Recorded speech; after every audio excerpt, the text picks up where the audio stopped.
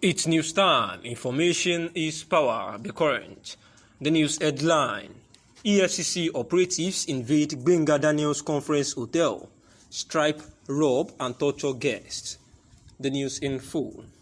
The armed Efcc agents on Saturday night Sçrāb, robbed and shot repeatedly to traumatize guests at conference hotels, part of a luxury accommodation chain run by former Governor Gbenga Daniel in Abeokuta, witnesses said.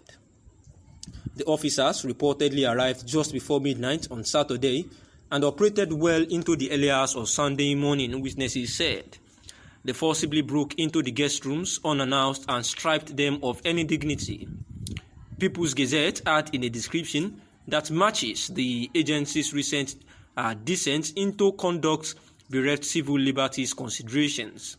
Scores of guests were said to have been arrested during the operation, many of whom were accused of being internet fraudsters, even though no outstanding warrants were presented against them.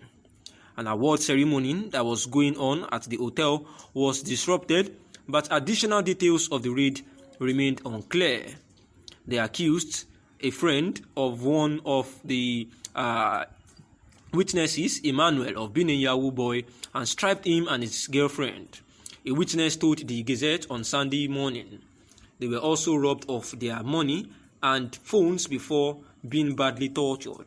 Emmanuel, whose last name was not provided to the Gazette, was freed at the scene with his girlfriend. He was not taken away, but we don't know how we can get his phones and money back, his friend who witnessed the incident had said. A video that surfaced online included sounds of gunshots and women scampering for safety, fearing that they might be totally and fatally shot by rogue officers attached to the anti-graft agency. The Efcc has faced widespread condemnation for similar attacks on hotel guests in recent weeks. Officers have been found to raid lodgers and revelers at hotels and nightclubs across the southern part of the country, often without a warrant or acceptable degree of transparency. In mid-September, the Gazette reported how Efcc agents broke into hotels in Abeokuta, causing damages to guests and assets. A woman narrated how she was sexually harassed by the agent, who dipped hands into her vagina and confiscated her iPhone. The Efcc said its officers were professional throughout the operation. Governor Dapo Abiodun has reportedly expressed anger over the latest raid, which residents said could further plunge the state's economy into distress, as guests often avoid a previously raided hotel. Mr. Daniel, who was governor of the state from 2003 to 2011, has for years owned Conference Hotel in Ṣàgámù, Ìjẹ̀bú-Òde, and Abeokuta. Loyalists of the governor reportedly stormed the hotel to frustrate the Efcc operation, a witness said, but it was unclear whether or not they were successful. Agents have in the past avoided raiding the hotel to avoid political fallout, but town residents said it was only a matter of time before an invasion would happen, since Conference had been one of only few hotels standing unbreached by Efcc agents in the state's capital. The Gazette approached the Efcc for comments on Sunday morning. Mr. Daniel did not return a request seeking comment about the operation on Sunday morning. And this is the news as the Efcc operatives invaded Gbenga Daniels Conference Hotel and stripped, rob and torture the guests around the facility as a den. Going into the other news now. Bandits who abducted Dambo Osia, the police orderly of a slain former governorship aspirant in Zamfara State, Sagir Amidu, along the Kaduna-Abuja Expressway last Sunday, have demanded 200 million as ransom for his release. Also, abductors of 66 worshippers of the Emmanuel Baptist Church, Kakao Daji, in the Chikun local government area of Kaduna State, have demanded 99 million naira to release the 61 remaining victims in their custody after shooting 5 of them, killing 3 and injuring 2. It was learned that the bandits involved in the policeman's abduction gave a 6-hour ultimatum to his family to raise the 200 million ransom. They reportedly claimed that they were about to relocate to another place where they couldn't make phone calls and would move along with the victims. A Hausa tabloid, Moya Yansi, published in Kaduna on Friday, claimed to have obtained the recorded phone conversation between the bandit and the policeman's family. The newspaper said that the family begged to pay 2 million naira, but the bandit replied that you shouldn't say so because this is a big man in our custody. You are saying what is not possible.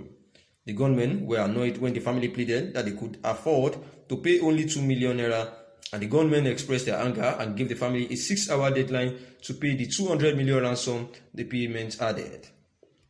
This as well is about also related to the Sçrāb incident in the southeast part of the country. It is a suffocating and frustrating scenario.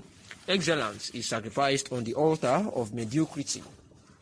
People are not promoted in the public sphere on the basis of what they know, but who they know or where they come from. Having said that, I have often read with utter amazement people who try to malign and paint those advocating for Biafra as evil or fraudsters. This is most unfortunate and is often informed on mere hate. The truth is that Biafra advocates are simply those fed up with the Nigerian system and, most importantly, the marginalization of the Igbo, real or perceived. It is therefore uncharitable to say that they are fraudulent. It is ridiculous that while most people will agree that Nigeria is not working, they will in another breath begin to cast aspersions on those who would say they want out because the country is not working for them, which is basically what Biafra is about. Here is probably the only place in the world where people call white black and black white because they can't bear to admit the truth. Another unfortunate falsehood is the idea that Igbo wants Biafra so that they will dominate other groups that fall within the area that once constituted Biafra. This is another mischievous attempt to paint the Igbo in bad light.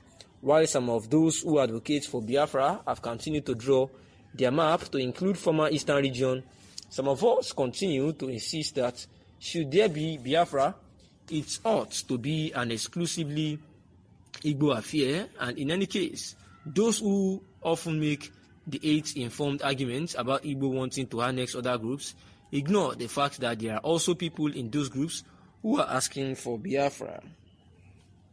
And at the same time, they ignore the fact that even the Biafra advocates who draw this wide map have often insisted that everyone reserves the right to opt in or opt out. In the final analysis, my point is that while all of us may not agree that Biafra is the solution, it is hypocrisy to pretend not to understand the point those who argue for Biafra are making. You read all manner of hate comments about the Igbo and people who call for Biafra, and you wonder where such is coming from. To summarize, if you ask me to choose between Biafra and the status quo in Nigeria, I would not hesitate to choose the former because Nigeria, as it poses serious threats to my very existence. Thanks for listening.